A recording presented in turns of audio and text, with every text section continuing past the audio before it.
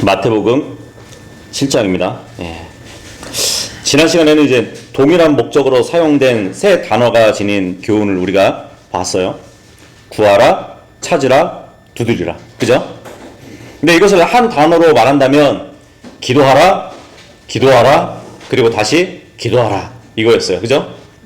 그러니까 주님은 우리를 사랑하시는데 진짜 사랑으로 우리를 사랑하세요.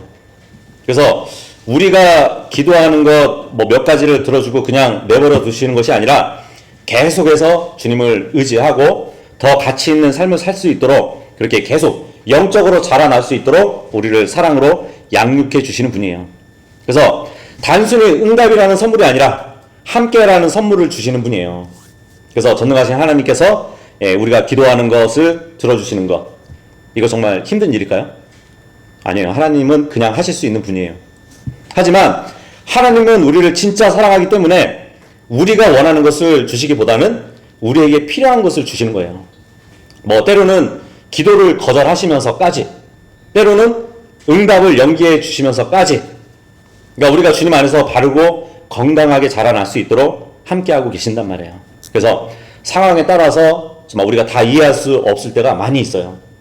내가 이렇게 기도하는데 왜 주님은 안 들어주시지? 그죠? 하지만 우리가 기억해야 될 것은 우리는 다 이해해서 믿는 게 아니잖아요. 그죠? 우리가 다 이해할 수 있어서 주님을 믿고 신뢰하는 것이 아니란 말이에요. 그러니까 주님은 우리가 다 이해하지 못해도 온전히 믿고 따를 수 있는 분이에요. 그래서 내 모든 인생을 의지할 수 있는, 가장 믿을 수 있는 분이 하나님이시란 말이에요. 그래서 우리가 나의 상황과 관계없이 기도할 수 있어야 돼요. 우리가 기도하는 목적이 주님의 선하신 뜻을 이루기 위한 것이라면 어떤 응답으로 받게 되든지 그 응답을 통해서 내가 주님을 더 알아가고 주님을 경험할 수 있다면 우리는 기대하면서 기도할 수 있는 거예요. 그 기도의 이유로 충분하단 말이에요. 그래서 보다 적극적으로 또 보다 능동적으로 우리가 주님께 기도할 수 있어야 됩니다. 그 기도에 대해서 기대하시길 바랍니다. 기대감을 가지고 하셔야 돼요. 7장 13절에서 27절까지 이렇게 남은 구절을 우리가 이제 볼 건데, 이 산상설교는 4가지 경고로 끝을 맺고 있어요. 그리고 각각의 한 쌍의 대조를 이루는 것을 볼 수 있거든요. 여기 13절하고 14절은 오늘 볼 건데 두 길에 대해서 말씀해 주고 있고요. 그리고 15절에서 20절까지는 두 종류의 나무를 말씀해 주고 있어요. 그리고 21절하고 23절 보시면 두 가지의 주장에 대해서 말씀해 주고 있고요. 24절에서 27절까지 보면 두 건축자를 말씀해 주고 있어요. 이렇게 한 쌍을 대조로 이루어지면서 기록해 주신 것을 볼 수 있는데, 근데 이들 모두가 대환란과 관련된 이야기로 방향을 집중하고 있는 것이에요. 그런 이유로 이 주제들은 왕국에 들어갈 백성들에게 주신 교리라는 것을 일단 알고 계셔야 되고요. 그리고 이 산상설계의 끝부분 29절에 가서는 메시아적인 주장이 어떻게 보면 얇은 베일에 가려진 것처럼 암시적으로 이렇게 나타납니다. 이제 한 줄 한 줄 이렇게 다 우리가 살펴볼 것이고, 오늘은 그 유명한 좁은 문으로 들어가라, 이 가르침이에요. 두 구절이지만 예수님은 이 짧은 말씀으로 진리의 문제에 있어서 항상 다수가 옳은 것이 아니라는 것을 교훈해주고 계시거든요. 그러니까 주님은 산상설교의 결론 부분에서 갑자기 두 개의 문을 보여주고 계세요. 넓은 문, 좁은 문. 그리고 말씀을 하십니다. 중요한 것은 문이 존재한다는 그 사실보다 어느 문으로 들어가느냐예요. 그러니까 사람들은 인생이 자유로운 들판 같다고 이렇게 생각을 해요. 하지만 성경은 말씀합니다. 인생은 결국 두 길 중에 하나라고. 생명으로 가는 길, 아니면 멸망으로 가는 길. 중간 지대는 없어요. 그래서 우리가 그 교훈을 함께 받으려고 합니다. 13절 함께 읽겠습니다. 시작. 너희는 좁은 문으로 들어가라. 이는 멸망으로 인도하는 문은 넓고 그 길이 광대하여 그리로 들어가는 자가 많이 있기 때문이라. 예수님은 좁은 문으로 들어가라고 말씀을 하십니다. 근데 이 말씀은 예수님 당시에 예루살렘에 있던 바늘기 문이라는 게 있어요. 그 문을 염두에 두고 말씀하시는 것 같아요. 그러니까 예루살렘 도성에는 한낮에 모든 사람들이 다닐 수 있도록 열어놓은 광대한 문이 있었어요. 그런데 해가 지고 나면은 그 광대한 문을 닫아요. 그래서 꼭 필요한 사람들만 지나다닐 수 있도록 열어놓은 좁은 문이 있단 말이에요. 근데 이 문이 얼마나 좁았던지 이 낙타와 같은 커다란 짐승들이 통과하려면 등에 싣고 있는 그 짐들을 다 내려놓고 완전히 숙여가지고, 그러니까 낙타가 허리를 완전히 굽혀야 겨우 통과할 수 있는 그런 문이 있었단 말이에요. 그래서 이 좁은 문에 붙여진 별명이 바로 바늘기 문이거든요. 그래서 마태복음 19장 24절 한번 펴볼게요. 마태복음 19장 24절에 예수님이 하신 그 말씀에서 언급이 된단 말이에요. 그리고 또다시 내가 너에게 말하노니 낙타가 바늘길을 통과하는 것이 부유한 사람이 하나님의 왕국에 들어가는 것보다 더 쉬우니라 그러잖아요. 그러니까 바로 이 문을 비유로 설명하신 말씀이에요. 근데 오늘 본문은 교리적으로 대환란을 통과해야 하는 믿음의 문이 바로 좁은 문이라는 사실을 아셔야 됩니다. 그러니까 예수님은 왕으로 오셨지만 일단 초림 때에는 이 왕국 백성이 자신을 거부할 것을 아시기 때문에 다시 앞으로 미래에 오실 그때에는 자기 백성들이 환란을 통과해서 왕국으로 들어와야 되거든요. 그래서 대환란 때는 정말 이 좁은 문으로 들어가야 하는 그러한 상황이 놓여질 겁니다. 그래서 욕심이라는 짐을 내려놓고 허리를 숙이지 않으면 들어갈 수 없는 그런 바늘기와 같은 좁은 문이 있을 거라는 것을 말씀해 주고 있는 것이에요. 그래서 이 좁은 문은 고난을 각오해야 들어갈 수 있는 문이고요. 욕심을 내려놓고 머리를 숙여야 들어갈 수 있는 그 바늘기 문과 같은 문인 것이에요. 잠언서 11장 4절에도 그런 말씀이 있거든요. 재물들은 진노의 날에 유익이 없느니라. 그러나 의인은 죽음으로부터 구출하느니라. 재물들은 진노의 날에 유익이 없대요. 대환란 때에는 재물에 손을 벌리지 않고 오히려 의를 위해서 사는 자들이 하나님께 보호를 받는다는 그 말씀이거든요. 우리는 걱정할 필요 없죠. 대환란 전에 주님이 우리를 부르실 것이기 때문에. 그래서 이스라엘은 역사적으로 계속 이런 패턴을 반복했었어요. 만약에 풍요해지잖아요. 그러면은 교만해져요. 결국은 우상숭배로 빠지는 이스라엘 백성들을 볼 수 있단 말이에요. 그런데 이스라엘 백성들이 빈곤해지잖아요. 그러면 하나님께 회개를 해요. 그리고 나서 하나님께 부르짖고 하나님을 섬기게 됩니다. 그래서 하나님은 종종 의지할 것을 무너뜨리시는 분이에요. 근데 그 무너뜨리는 것은 재물과 또 관련이 있다는 것이죠. 이 사탄은 언제나 먹고 사는 문제를 이용을 해요. 광야에서 예수님이 시험 받으실 때도 마귀가 예수님께 제일 먼저 한 시험이 뭐냐면 돌들로 빵을 만들라고. 그죠? 그러니까 대환란 체제는 이런 것이에요. 살고 싶으면 짐승의 표를 받으라고. 너희가 경제 활동을 하려면 적그리스도에게 경배하라고. 이것들이 이제 짐승의 체제란 말이에요. 그것과 연결되면 사람은 진리를 버려야 되고요. 현실을 붙들면서 살 수밖에 없는 것이에요. 근데 반대로 아무리 대환란 때일지라도 가난하고 정말 광야로 피신한 유대인들은 오히려 그 체제 밖으로 밀려나게 되는 것이거든요. 광야로 가게 된단 말이에요. 그래서 시편의 기록을 보면 많은 곳에서 적그리스도는 악한 자로 기록을 해주고 있고요. 유대인들은 가난한 자들로 기록을 해주고 있어요. 짐승의 표를 받지 않으면 경제생활도 못하고 재산 없이 살아가야 되는 그 운명이거든요. 자, 그런데 역설적으로 백성들이 보호를 받는다는 얘기예요. 그리고 백성들이 광야로 갔을 때 그곳이 보호처가 돼요. 그러니까 마지막 선택은 결국 이것이에요. 짐승의 표를 받고 살 것인가, 아니면 핍박을 받아도 하나님 편에 설 것인가. 이것이 바로 오늘 본문의 교리적으로 좁은 문이냐 넓은 문이냐 이 선택을 보여주고 있는 것이에요. 자, 그래도 본문의 이 좁은 문, 넓은 문은 우리에게 영적인 교훈으로 또 충분히 적용될 수 있는 말씀이에요. 좁은 문과 반대로 멸망으로 인도하는 그 문은 넓고 그 길이 광대하다고 말씀해주고 있습니다. 예. 자, 문이 넓다는 것. 좁은 문과 반대죠. 그 반대로 누구나 쉽게 들어갈 수 있는 문이라는 뜻으로 볼 수 있겠죠. 그죠? 길이 광대하다는 것은 협소한 길과는 달리 쉬운 길이라는 뜻이잖아요. 그죠? 자, 그리고 들어가는 자가 많다는 것은 외롭지 않은 길이라고 또 보여져요. 누구나 쉽게 들어가고 가기가 쉽고 외롭지 않는 길이지만 이 길은 멸망으로 인도하는 길이래요. 그래서 광대한 길의 문제점은 그 끝이 멸망이라는 것이에요. 광대한 길의 문제는 그 길로 간다고 해서 즉시 멸망하는 것은 아니라는 점이에요. 광대한 길은 그 자체가 멸망이 아니라 멸망으로 인도하는 길일 뿐이에요. 그죠?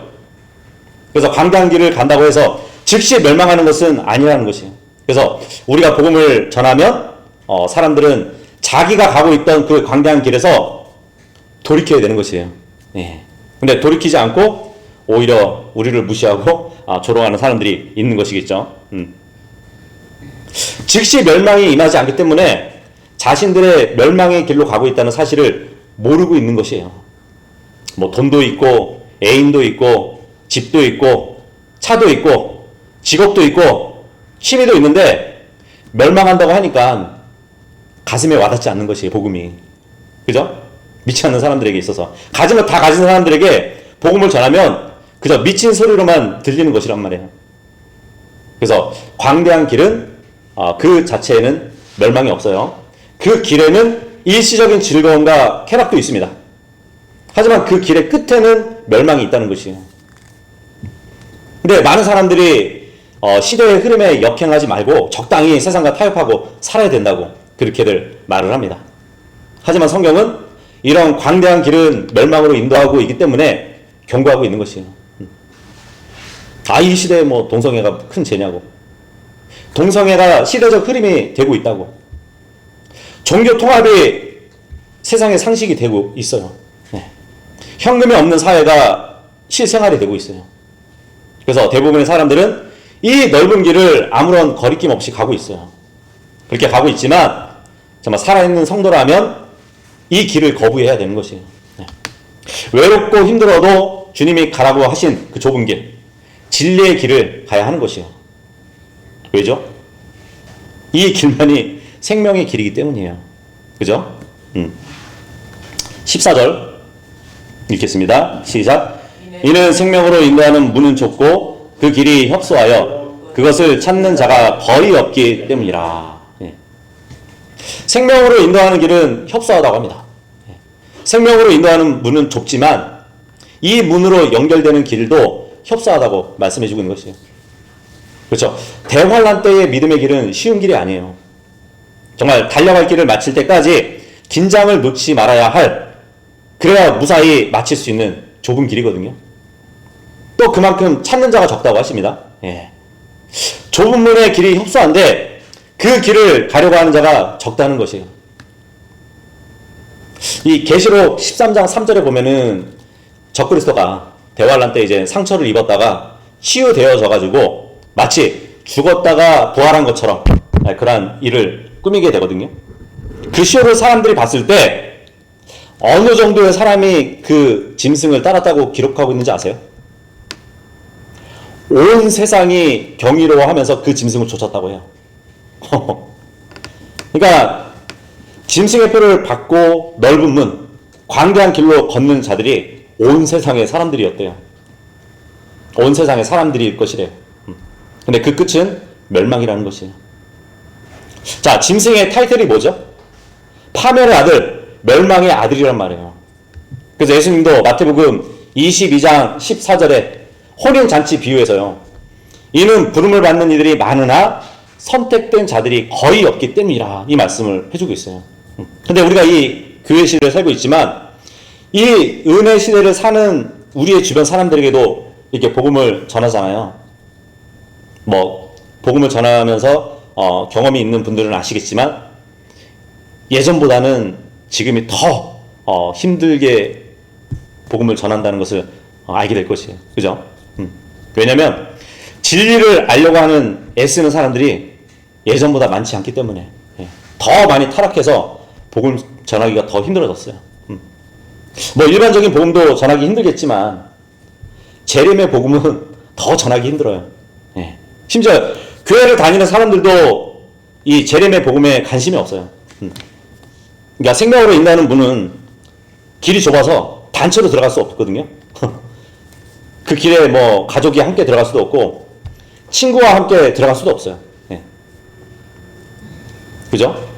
좁은 길이고 좁은 문이기 때문에 가족이나 친구가 먼저 들어가거나 바로 뒤따라 들어갈 수 있어도 함께는 들어갈 수 없는 게 그 문이거든요. 그래서 생명으로 인도하는 문으로는 한 사람씩 들어가야 돼요. 그러니까 들어가는 사람 본인이 예수님을 믿어야 된다는 거예요. 가족이나 친구가 대신 믿어줄 수 없잖아요. 그래서 이 혼의 구원은 자신이 예수님을 믿어야만 받을 수 있는 것이에요. 가족이나 어떤 민족, 이 나라가 단체로 구원을 받을 수는 없단 말이에요. 기독교 부모에게서 태어났다거나 기독교 국가에서 태어났다고 하거나 그런 걸로 인해서 자동으로 구원받는 것이 아니잖아요. 그래서 구원의 문은 좁아서 다른 사람과 함께 들어갈 수 없어요. 구원의 문은 한 사람씩만 들어갈 수 있는 것이에요. 그래서 구원의 문은 각자 자신의 믿음으로 들어가야 되는 것이에요. 누구도 대신해 줄 수 없기 때문에. 근데 멸망으로 인도하는 문과 생명으로 인도하는 문의 차이점이 무엇인지 보이시나요? 생명으로 인도하는 문은 그것을 찾아야 돼요. 그죠? 근데 멸망으로 인도하는 문은 찾을 필요가 없어요. 왜냐하면 모든 사람이 다 그 길로 가고 있기 때문에. 모든 사람은 다 멸망으로 인도하는 길에서 인생을 시작한단 말이에요. 그러니까 아담의 죄악된 그 본성은 모든 사람이 멸망으로 인도하는 그 넓은 길에서 태어나도록 했단 말이에요. 그래서 구원받기 위해서는 생명으로 인도하는 그 문을 찾아야 돼요. 이것이 바로 우리가 복음을 전하는 이유이기도 합니다. 우리는 사람들이 생명으로 인도하는 문과 길을 찾는 것을 돕기 위해서 복음을 전하는 일을 하는 거예요. 찾는 자가 적다는 말은 외로운 길이라는 뜻이라고 볼 수 있겠죠. 많은 사람들이 마다하고 가지 않으려 하기 때문에 외로운 길이에요. 그 찬양 가사 있잖아요. 주 예수와 동행하니 그 어디나 하늘나라. 그런데 그 노래 가사처럼 여기가 진짜 하늘나라로 생각하면서 사는 성도들도 있어요. 십자가 이후로 이 시대는 영적으로 예수님이 천년 왕국으로 다스리고 계시다고, 그리고 교회도 이미 왕들로서 통치를 한다고 믿는 또 신학이 있단 말이에요. 그것을 무천년설 신학이라고 합니다. 근데 그런 사람들에게 마지막 때가 막 다가오고 있다고, 예수 그리스도의 재림이 임박했다는 그 소식이 기쁜 소식처럼 들리지 않아요. 이렇게 복음을 듣고 받아들이고 진리의 말씀을 따라서 믿음의 길을 가는 것은 정말 찾는 자가 적은 외로운 길이기도 합니다. 그러니까 외롭고 힘든 길이지만 이 길만이 생명의 길이라는 것을 알기 때문에 이 길을 가는 것이에요. 그래서 오늘 주님이 제시하신 좁은 문과 이 넓은 문을 통해서 진리의 문제에 있어서는 항상 다수가 옳은 것이 아니라는 것과 또 진리를 실행하는 것은 늘 소수였다는 것을 성경이 증명해 주고 있는 것이에요. 또 우리가 이제 교회의 역사를 보잖아요. 그러면 교회의 역사가 증명해 줘요. 인류의 역사에서 다수가 진리를 향해서 나아간 그 시기는 오직 AD 1500년에서 1900년 그 사이 필라델피아 교회 시대뿐이었어요. 그러니까 교회사 초기에 보면은 로마 제국의 소수의 그리스도인들이 박해를 받았었고요. 그러다가 중세 암흑 시대에는 다수였던 로마 카톨릭이 성경대로 믿었던 소수의 무리들을 박해했었어요. 뭐 왈덴시안, 보고마일, 불가리안, 카타리, 이런 소수의 교회들을 박해를 했었단 말이에요. 그리고 종교 개혁이 일어났어요. 이 제도권 교회들이 이제 재침내 교회들을 박해했었어요. 제도권 교회가 독립교회를 박해했었단 말이에요. 근데 지금 20세기, 21세기에 들어와서는 배교한 교회들이 성경대로 믿고 실행하는 소수의 그리스도인들을 이단이라고도 부르고 있어요. 그래서 지금 이 시대에 배교한 다수의 교회들을 우리가 주목해 봐야 돼요. 그래서 계시록 3장 17절에 보면은 지금 이 마지막 교회 시대를 뭐라고 표현하는지 말씀 보시면, 이는 네가 말하기를 나는 부유하고 소유물들로 융성해졌고 부족한 것이 아무것도 없도다 하면서 네가 비참하고 가련하고 가난하고 눈멀며 헐벗은 것을 모르기 때문이라고 말씀해주고 있어요. 아무리 물질적인 것을 다 가진 교회라고 할지라도 영적인 것이 결핍돼가지고 가난한 교회라고 하나님 보시기에는.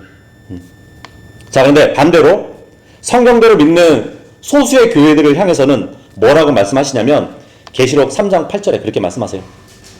이는 네가 적은 힘을 지녔어도 나의 말을 지켰으며 나의 이름을 부인하지 아니하였기 때문이라고 칭찬하십니다. 자, 그런데 중요한 것은 진리를 실행하는 것은 소수라는 얘기예요. 그 길이 좁고 협소한 건 사실이지만 사실 그 진리 자체를 찾기는 어려운 것은 아니거든요. 예. 성경은 늘 활짝 열려 있잖아요. 근데 대부분의 사람들의 마음이 닫혀져 있어서 그것을 찾는 자가 적을 뿐이라는 얘기예요. 네. 예수 그리스도께 나아가는 길은 찾기는 쉬워요. 많이 안 찾기 때문에 좁아 보일 뿐이에요. 그리고 사실 이 은혜 시대의 문은 커요. 예수님을 상징하는 방주의 문을 생각해 보세요.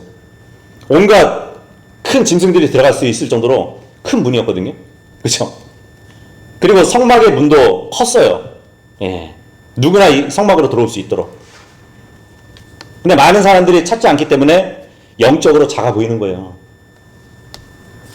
그러니까 주님은 올바로 찾는 자가 적은 것이지 주님께 나아가는 그 길과 문을 찾기 어렵다고 말씀해 주진 않으셨어요. 예. 그래서 마태복음 11장 28절에 보면 수고하고 무거운 짐진 너희들아 다 내게로 오라 그러시거든요. 그러면 내가 너에게 힘을 주리라. 그리고 계시록 21장 6절에도 보면 그분께서 나에게 이같이 말씀하셨느니라 다 이루어졌도다. 나는 알파와 오메가요 시작과 끝이라. 내가 목마른 자에게 생명수의 원천에서 값없이 주겠노라 그래요.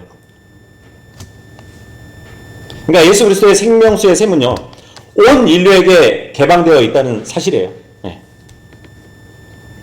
자, 이제 우리의 신앙에 직접 적용해서 우리가 이 본문의 말씀을 한번 생각해 보도록 할게요. 이전에 제 딸이 아르바이트를 했었거든요.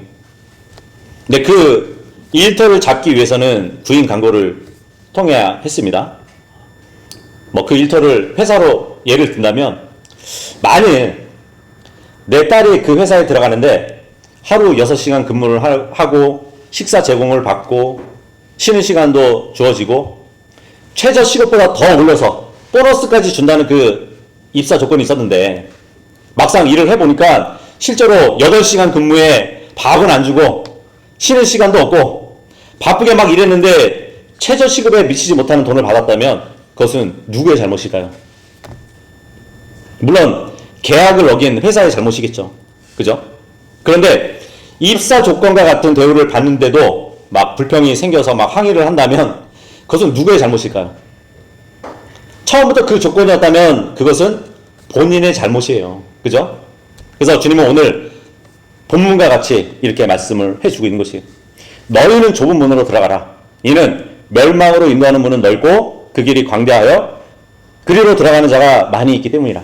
이는 생명으로 인도하는 문은 좁고 그 길이 협소하여 그것을 찾는 자가 거의 없기 때문이라.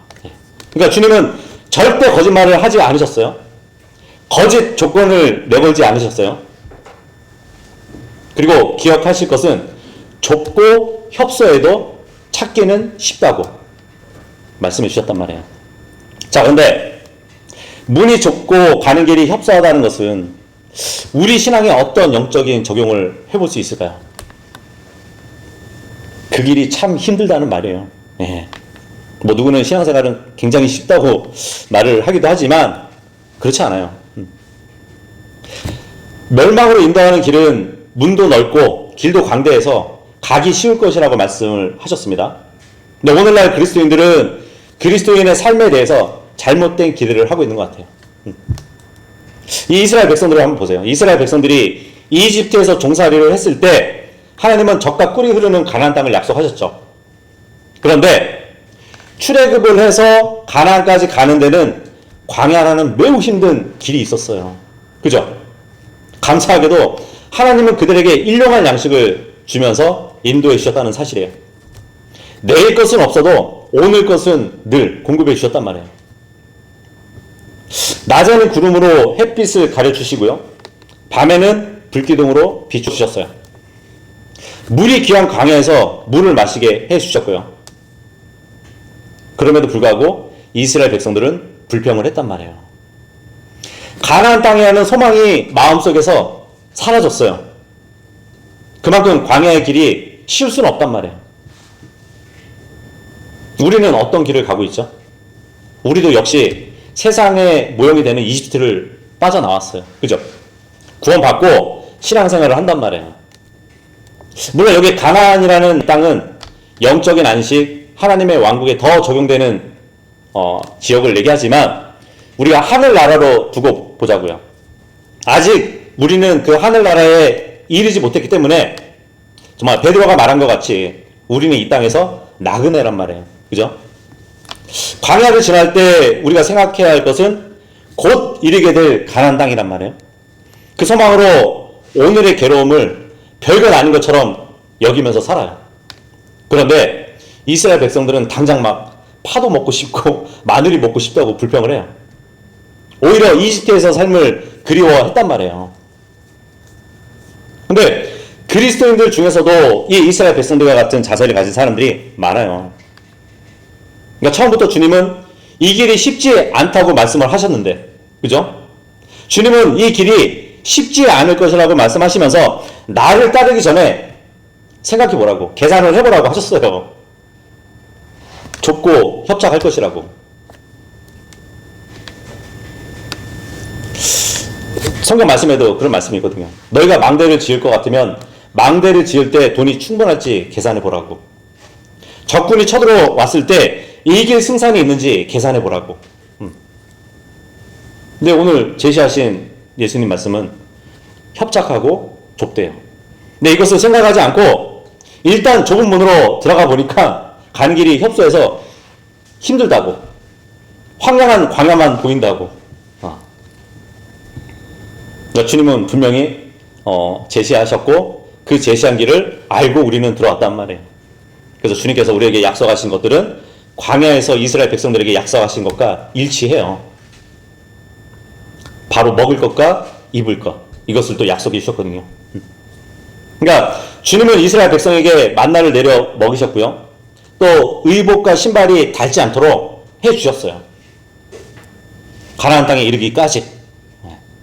근데 그리스도인의 삶이 힘들 수밖에 없는 것은 몇 가지 이유가 있는데, 그 중에 하나는 인간의 타락으로 인해서 인간에게 저주가 내려졌기 때문에 그 결과가 힘든 거거든요.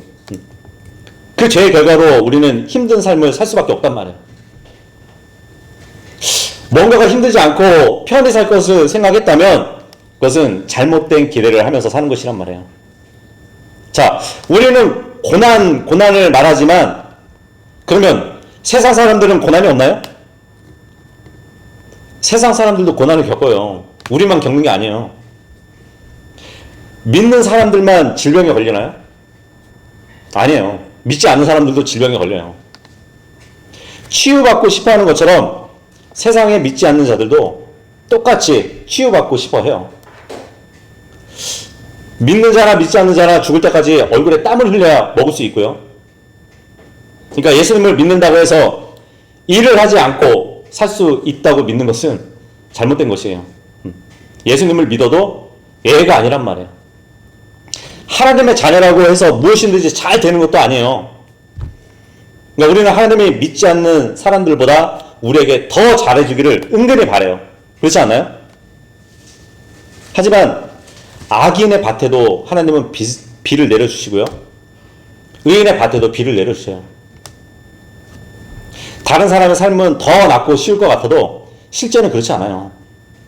그러니까 하나님은 모든 사람이 예외 없이 죽을 때까지 얼굴에 땀을 흘려야 살 수 있다고 말씀하셨어요. 그러니까 다른 기대를 하지 않는 것이 좋다는 얘기예요.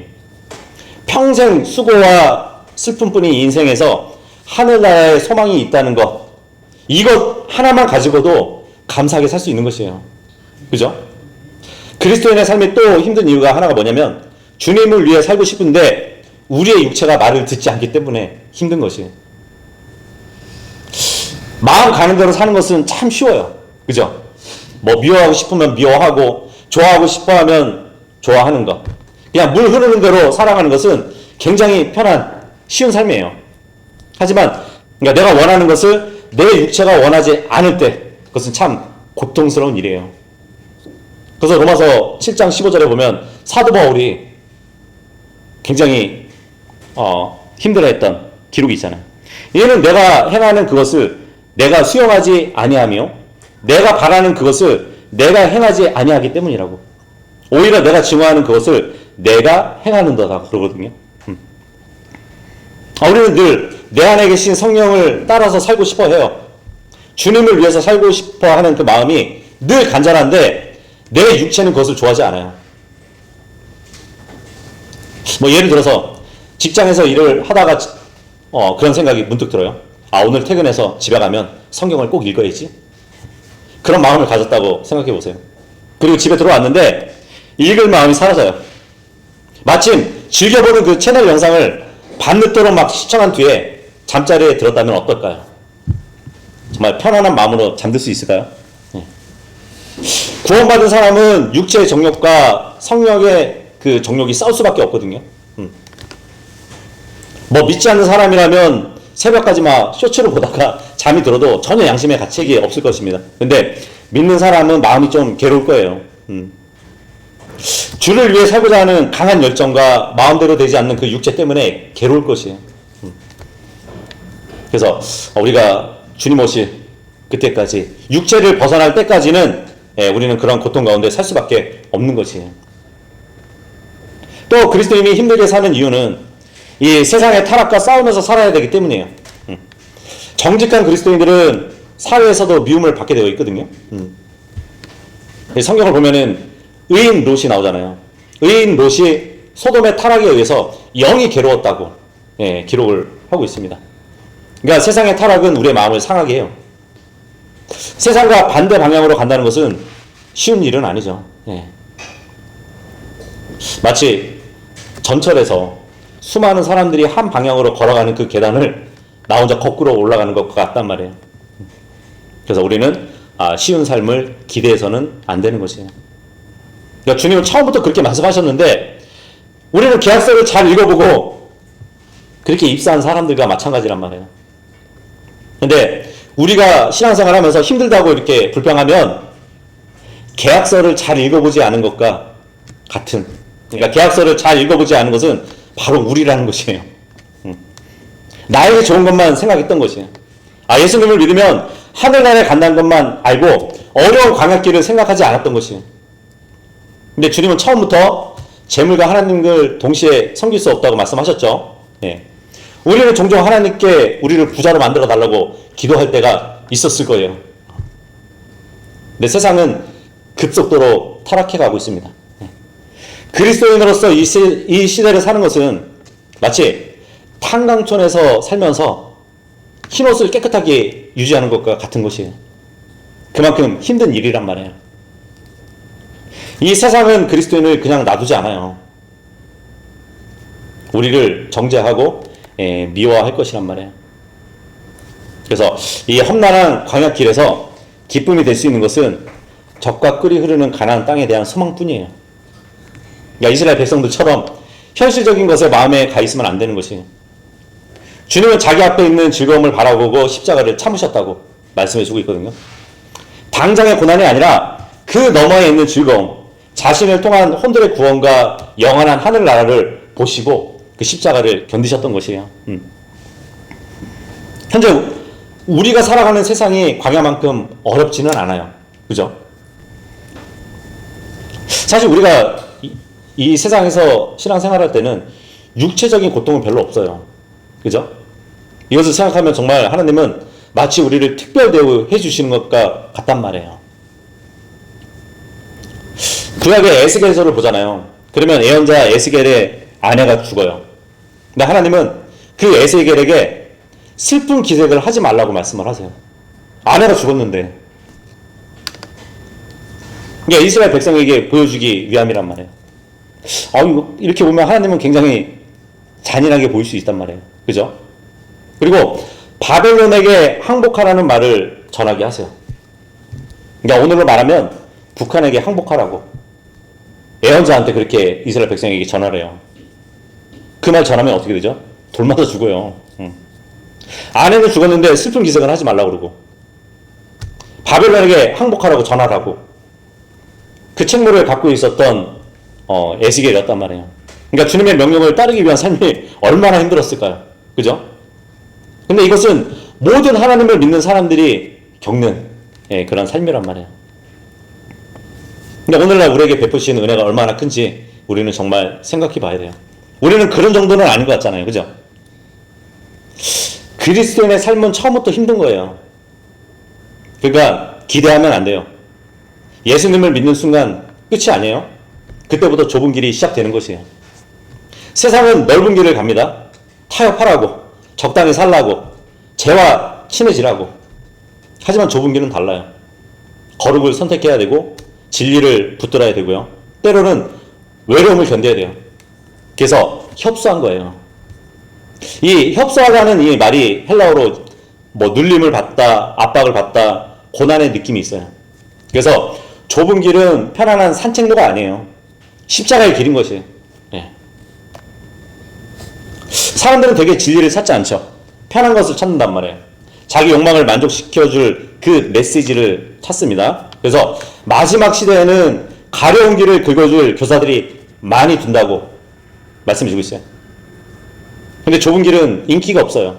왜냐하면 사람의 육신을 만족시키지 않기 때문이에요. 하지만 참된 생명은 항상 좁은 길 끝에 있다는 사실입니다. 그래서 오늘날은 초대교회처럼 막 주님을 믿는다고 죽이거나 감옥에 가두지는 않아요. 세상이 우리를 욕하고 대놓고 막 따돌리고 왕따시키지는 않아요. 때로 먹기 살기 힘든 것은 있지만 우리의 마음이 하늘나라에 가 있으면 이 어려움을 이겨낼 수 있는 것이에요. 많은 종교인들이 이렇게 말합니다. 하나의 산이 있는데 여러 길이 있다고.